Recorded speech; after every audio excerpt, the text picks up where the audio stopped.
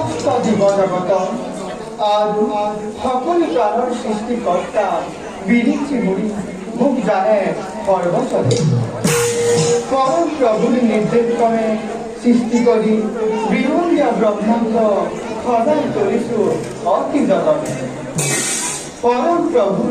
কর্ম হেপাহত নজনাতে ব্যাঘা কোন কালে মই